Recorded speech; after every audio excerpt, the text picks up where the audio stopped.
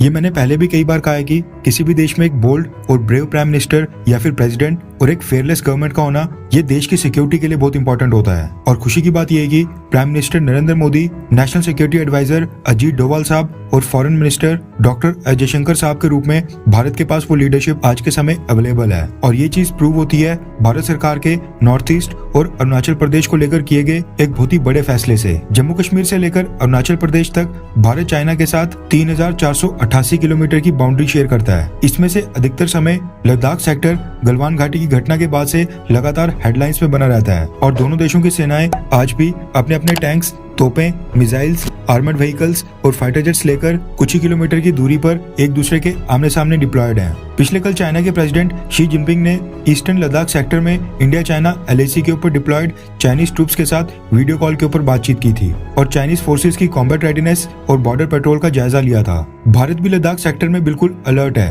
और न सिर्फ ग्राउंड फोर्सेस बल्कि लद्दाख सेक्टर में तो इंडियन एयरफोर्स ने भी अपने एयर एसेट्स की डिप्लॉयमेंट काफी ज्यादा बढ़ा दी है। अब ऐसा कुछ नॉर्थ ईस्ट को लेकर किया जा रहा है। युद्ध कभी भी बताकर नहीं आते हैं। किसी ने सोचा नहीं था कि रशिया यूक्रेन के ऊपर अचानक से हमला करके एक समय पर यूक्रेन के 1/3 हिस्से के ऊपर कब्जा कर लेगा। ऐसे में सभी देशों को अपने अपने डिफेंस के लिए हर समय रेडी रहना पड़ता है और सामने वाले देश के ऊपर अटैक करने के लिए भी रेडी रहना पड़ता है। अब क्योंकि चाइना के साथ जो हमारा बॉर्डर लगता है वो मैक्सिमम हिली टेरेन है, वहाँ पर पहाड़ी इलाका है और पहाड़ी इलाकों में ग्राउंड फोर्सेस का रोल थोड़ा सा लिमिटेड हो जाता है और एयरफोर्स का रोल और भी ज्यादा इंपॉर्टेंट हो जाता है। ऐसे में भारतीय सरकार ने बहुत ही बोल्ड स्टेप उठाते हुए नॉर्थ ईस्ट में इंडियन एयरफोर्स की कॉम्बैट रेडीनेस को बढ़ाने के लिए एक बहुत ही इंपॉर्टेंट फैसला लिया है। रेफरेंस के लिए आपकी स्क्रीन के ऊपर लाइव मिनट के आर्टिकल का स्क्रीनशॉट है, जिसके मुताबिक चाइना के साथ स्टैंड ऑफ के बीच इंडियन एयरफोर्स नॉर्थ ईस्ट की LAC के पास एयर एक्सरसाइज करेगी।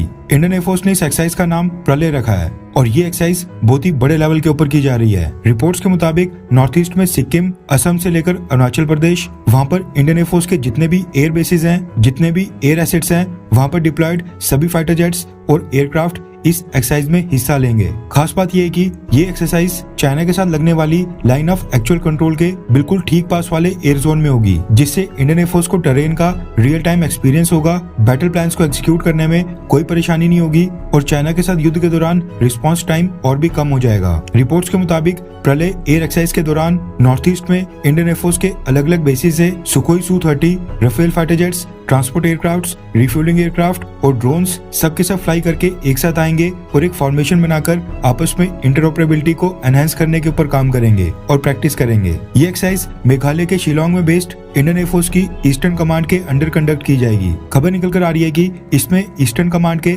सारे एयर एसेट्स को एक्टिवेट इसलिए किया जा रहा है ताकि इस चीज की प्रैक्टिस की जाएगी। अगर चाइना के साथ एक स्मॉल स्केल वॉर की सिचुएशन पैदा होती है तो फिर उस सिनेरियो में LAC के ऊपर चाइना के खिलाफ इंडियन एयरफोर्स किस तरह से रिस्पॉन्ड करेगी, इंडियन एयरफोर्स के जेट्स की क्या फॉर्मेशन होगी, कौन कौन से बेसिस से कौन कौन से जेट्स लीड करेंगे, किसका क्या रोल होगा, वगैरह वगैरह। खबर निकल कर आ रही है कि डोकलाम रीजन, जहां पर साल 2017 में क्लैशेस हुए थे, वहां पर चाइनीज एक्टिविटीज एक बार फिर से शुरू हो गई हैं। हाल ही में इंडियन एयरफोर्स ने ड्रोन्स की अपने एक स्क्वाड्रन को सिक्किम में सिलीगुड़ी कॉरिडोर को मॉनिटर करने के लिए भी भेजा था। इसके अलावा हाल ही में भारत ने अपने S-400 मिसाइल डिफेंस सिस्टम के एक स्क्वाड्रन को भी इसी नॉर्थ ईस्ट के रीजन में डिप्लॉय किया था। इसलिए ये एक्सरसाइज इन सभी फैक्टर्स को देखते हुए ही LAC के ठीक पास की जा रही है, जो कि प्रधानमंत्री मोदी का बहुत ही बोल्ड स्टेप है।